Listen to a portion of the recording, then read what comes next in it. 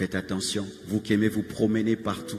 Tu es un pasteur, mais tu te promènes, et puis tu mélanges. Un jour, un jeune garçon vient me poser la question, « Pasteur, quelle est la différence entre le prophétique et la divination ?» Des telles choses qu'on enseigne aujourd'hui aux jeunes gens, que la prophétie, c'est Dieu qui la donne. Mais quand tu entres dans la dimension de la voyance, c'est toi qui décides de voir. L'occultisme. L'occultisme. Ces termes voyance-là viennent d'où? Nous, on a grandi depuis qu'on est des bébés jusqu'aujourd'hui. On n'enseignait pas la voyance à l'église. Maintenant, on commence à enseigner la voyance. Les prophètes, au lieu de dire qu'ils sont seulement prophètes, ils disent qu'ils sont des voyants. Un nouvel évangile qui amène des démons, où on voit des jeunes garçons cherchant la parole de connaissance au lieu de jeûner, de prier, qui invoquent devant des bougies, avec des pentagrammes, avec des parfums. Ça vient d'où cet évangile? Et vous croyez de telles choses, et puis vous ratez l'enlèvement, parce que c'est l'occultisme. L'occultisme, 6e sens, occultisme, 3e œil, occultisme, ce n'est pas écrit dans la parole.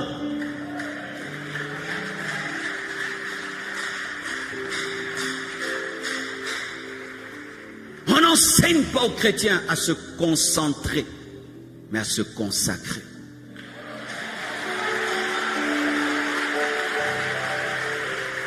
Dieu ne nous utilise pas par notre capacité de nous concentrer et regarder une bougie pendant des heures et des heures. Ce n'est pas l'évangile. Il faut croire en Jésus et aimer Jésus, vivre dans l'amour, et Dieu va t'utiliser. Il n'y a pas de formule spéciale, il n'y a pas d'heure spéciale. Des enseignements sur les anges.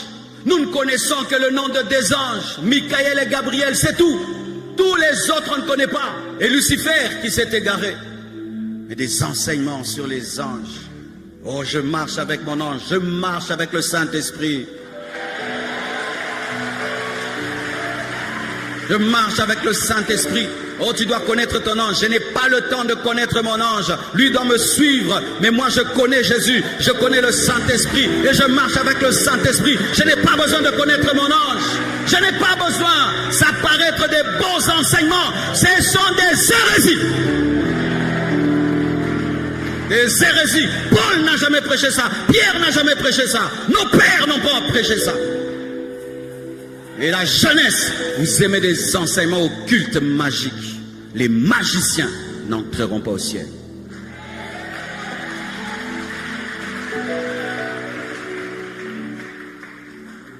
Vous aimez la magie. Des chrétiens qui aiment la magie. Vous aimez la magie. Vous aimez des enseignements où on vous prêche les kabbales juives. Vous aimez des enseignements, on va vous parler des parfums. Des enseignements, on va vous parler de l'eau. Des enseignements, on va vous parler des heures précises de prière. Paul n'a pas enseigné ça. Il a enseigné l'humilité. Il a enseigné la foi. Il a enseigné l'amour. Il a enseigné la prière. Il a enseigné la foi. Il n'a pas enseigné ces choses compliquées. Lorsque tu vois un homme de Dieu commence à te compliquer la Bible, il ne vient pas de Dieu. L'onction doctorale facilite la Bible. Voici la différence quand tu écoutes un docteur. Les choses qui étaient difficiles deviennent faciles.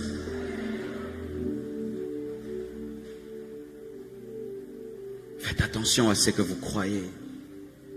Un chrétien ne peut pas perdre son salut. Tu peux faire n'importe quoi, tu iras au ciel. Faire n'importe quoi, aller au ciel. On joue avec Dieu ou quoi? Une fois que tu es sauvé, Dieu t'aime, il t'aime. Même si je vis dans le péché, oui, Dieu t'aime, Dieu t'aime, Dieu t'aime. Vraiment. Dieu me pousse au péché. Dieu tolère mon péché. Il a changé ou quoi? Il a changé ou quoi? Quand quelqu'un te prêche la grâce, si tu sens que quelqu'un te prêche la grâce, il t'enlève la crainte de Dieu. Il n'a pas bien prêché. Quand on enseigne de la grâce, ça te pousse à la crainte de Dieu. La grâce enseigne à renoncer aux œuvres mortes. Parce que quand on me dit que quelqu'un est mort à ma place, je veux tellement l'aimer que je veux obéir à ce qu'il dit. Mais on ne peut pas me dire que quelqu'un est mort à ma place et puis je continue à faire les choses qui l'ont tué. Non, c'est une mauvaise manière d'enseigner la grâce. Et à cause de cela, il y a des gens qui vont rater l'enlèvement parce qu'ils se sont jetés dans la boue au nom de la grâce. Vous croyez quoi? Faites attention aux livres que vous lisez. Un livre peut t'égarer. J'ai lu un livre. Au début, c'était bien, mes frères. Milieu, c'était bien. À la fin, on commence à dire dans ce livre-là, quand tu veux prendre une décision, imagine des gens, cause avec eux. Je dis, oh, mais ça c'est la télépathie. J'ai fermé le livre, mais je vois les gens aiment parler de ce livre partout. Partout. Oui, je vais même citer le nom de ce livre-là. Réfléchissez et devenez riche. Ce livre-là au début, le livre de Napoléon Hill, au début il est bien, à la fin, le dernier chapitre, il est occulte, c'est la télépathie. Je ne recommande pas ce livre aux chrétiens. Je ne recommande pas ce livre aux chrétiens parce qu'il finit dans l'occulte.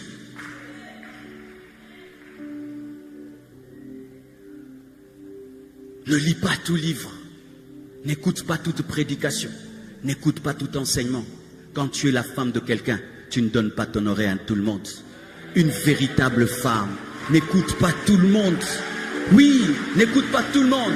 Et des fois on dit, oh, vous ne voulez pas que vos fidèles puissent se promener. Tout vrai pasteur ne veut pas que ses fidèles se promènent. Pourquoi?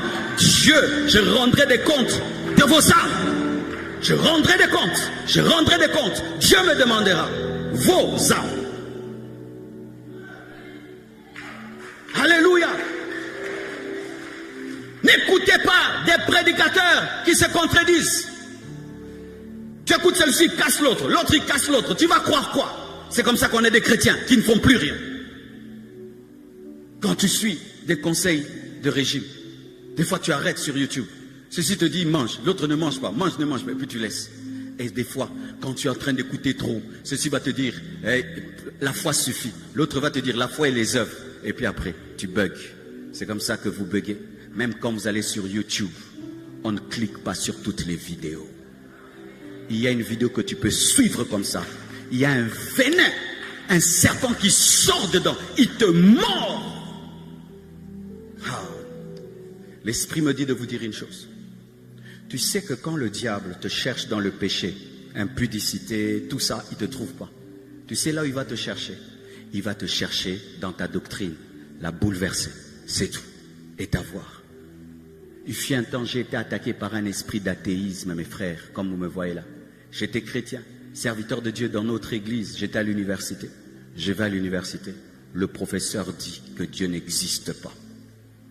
Et la preuve qu'il donne, il dit parce que l'homme existe. Comme l'homme existe, Dieu n'existe pas. Frère, j'ai cru que ça ne m'avait rien fait. J'ai cru que ça ne m'avait rien fait. Mais quand je rentre à la maison, j'entends une voix qui me dit que Dieu n'existe pas. Le premier jour, je pense que c'est la blague, que ça va finir. Le deuxième jour, et plus le temps passait, la voix grandissait.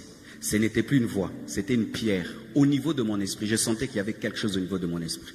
Plus le temps passait, la pierre grandissait. C'est pourquoi on dit que quelqu'un a un cœur de pierre, c'est vraiment spirituel, c'est vrai. Mon cœur devenait une pierre. Quand je priais, une voix me disait, Adam et Ève, qui les a créés? Ce sont vos histoires. Est-ce que Dieu a créé Adam et Ève? Mes frères, pour que je prie, je devais m'efforcer. Vous savez, quand nous disons Amen, nous pensons que c'est naturel, c'est surnaturel dire Amen. Quand mon pasteur prêchait, j'avais du mal à dire Amen. Je devais m'efforcer de dire Amen. Mais la voix me disait, arrête de dire Amen, il ment, c'est faux. Dieu n'existe pas. Et puis, j'ai senti que tout mon cœur était occupé par la pierre. Il n'y avait qu'une toute petite partie. Ce n'était pas l'attaque de l'impudicité, ce n'était pas l'attaque de la sorcellerie. Quelqu'un a enseigné l'hérésie. Alors un jour, je suis allé devant Dieu. J'ai pleuré, j'ai dit, Dieu, cette pierre est en train de grandir. Si tu ne fais rien, je ne croirai plus en toi. Et tu sais que je me sanctifie parce que je crois que tu existes. Mais si je ne crois plus que tu existes, je vais retourner à mes péchés. Fais quelque chose. Frère, si tu es sincère, Dieu ne t'abandonnera jamais. Et tu sais comment Dieu m'a sorti de là? Il m'a enseigné. Les voies de Dieu sont insondables. Des fois, tu peux avoir un grand problème. Tu penses que Dieu va utiliser des grandes méthodes, mais il va utiliser une petite méthode. Des fois, quand tu vois Goliath, tu penses que Goliath va être tué par un géant, mais sera tué par une petite pierre. Parce que Dieu n'est pas obligé d'avoir un géant contre un géant. Il a besoin de te vendre une pierre par rapport à un géant. Alléluia.